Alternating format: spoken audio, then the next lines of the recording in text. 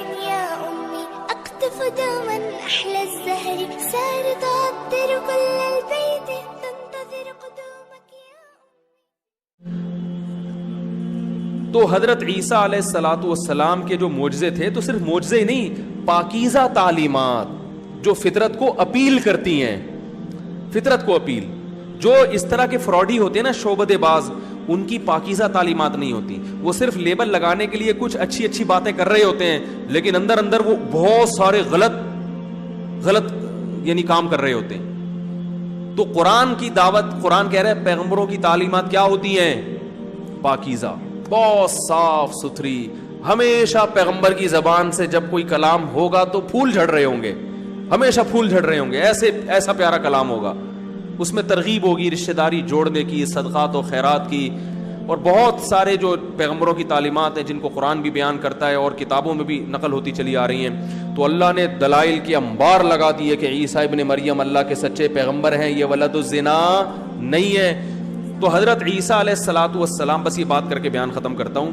حضرت عیسیٰ علیہ الصلاۃ والسلام کے جو فالوورز تھے انہوں نے یہ والا شرک تو نہیں کیا کہ بت پرستی، یہ تو بالکل قمع کر دیا نا بت پرستی کا، اور توحید ایسے ان کے دلوں میں راسخ کر دی کہ انہوں نے توحید کے لفظ کو آج تک اپنی لغت سے نہیں نکالا کہ ہم توحید پرست ہیں. لیکن گڑبڑ کیا کی کہ ان کے ہاں بحث چھڑ گئی، کیونکہ جب شان بیان ہوتی ہے نا تو ظاہر ہے وہ بھی حضرت عیسیٰ کی سیرت بیان کرتے تھے. تو بیان کرنے والے خطیبوں نے، جیسے ہمارے ہاں بھی بعض خطیب مسالہ لگانے کے لیے وہ اعتدال کے راستے پر، بولو بھائی، نہیں رہتے. اعتدال سے کیا کرتے ہیں؟ تجاوز. تو انہوں نے بھی تجاوز کرنا شروع کر دیا کہ حضرت عیسیٰ علیہ السلام واحد پیغمبر ہیں جو بغیر باپ کے پیدا ہوئے، بغیر باپ کے. اس کا مطلب یہ ہے کہ ان کا باپ معاذ اللہ کون ہے؟ اللہ ہے.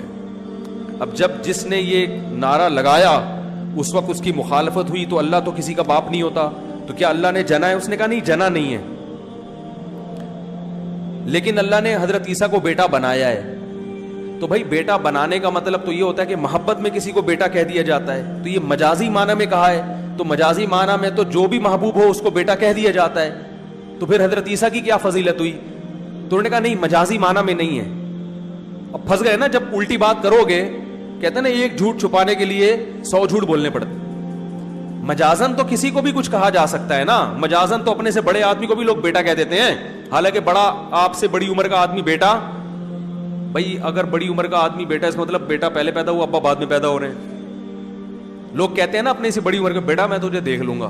تو یہاں مجازن بیٹا کہا ہے نا، حقیقت تھوڑی کہا ہے.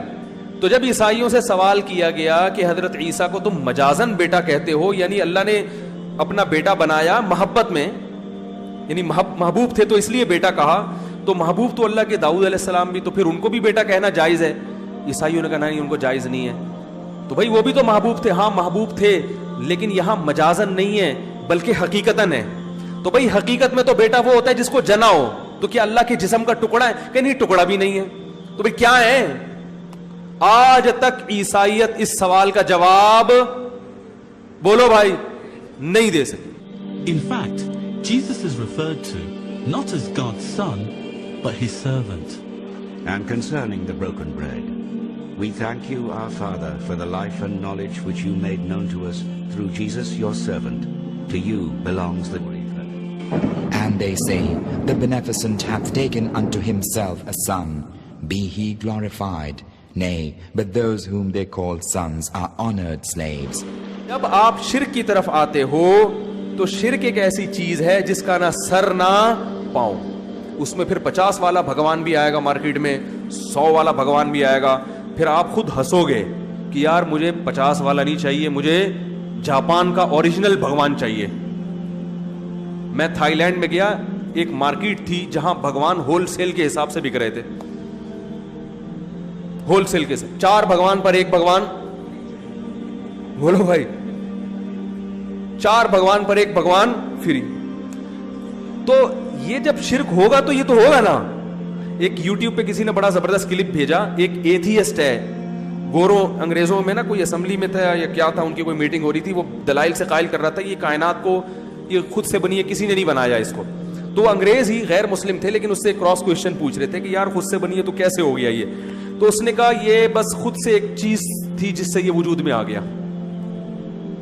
تو وہ سب نہ ہنس پڑے. Dispute exactly what's meant by nothing, but whatever it is, it's very, very simple. I mean, why is that funny? Well, I think it's a bit funny to be trying to define nothing.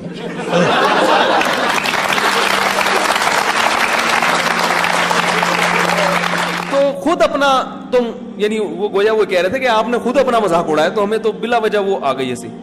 تو وہ جب Thai land میں گئے ہیں, وہ بھگوان market میں, تو مجھے بڑا عجیب سا محسوس ہوا. میں نے کہا یار یہ 4 پہ 1 کیا ہے. پھر یہ کسی کے مذہب کا مذاق نہیں اڑانا چاہیے, میں مانتا ہوں, لیکن میرا مقصد یہ بتانے کا ہے کہ جو شرک ہے نا اس کے سر اور پاؤں بولو بھائی نہیں ہوتے. اس میں ایک جھوٹ کو چھپانے کے لیے 100 جھوٹ بولنے پڑتے ہیں. تو یہاں بھی ایسا ہی ہوا. عیسائیوں نے حضرت عیسیٰ کو اللہ کا بیٹا کہا. بیٹے کے لفظ پہ جب اشکال ہوا کہ بھائی بیٹے کا کیا مطلب, ماں تو حضرت مریم تھی, یہ تو تم مانتے ہو, تو اگر معاذ اللہ اللہ کو نقل کفر نباشت باپ مان لیا جائے تو حضرت مریم کا اللہ سے کیا رشتہ ہوگا. But what makes it so dangerous for today's Christianity is what it leaves out. There is no mention of the virgin birth, no mention of the resurrection, and above all, no mention of Jesus as God. They surely disbelieve who say, Lo, Allah is the Messiah, son of Mary. The Messiah himself said, O children of Israel, worship Allah, my Lord and your Lord. جس توحید کے لیے آئے اسی پیغمبر کے ماننے والوں نے اسی کو اللہ کی ذات میں شریک کر دیا.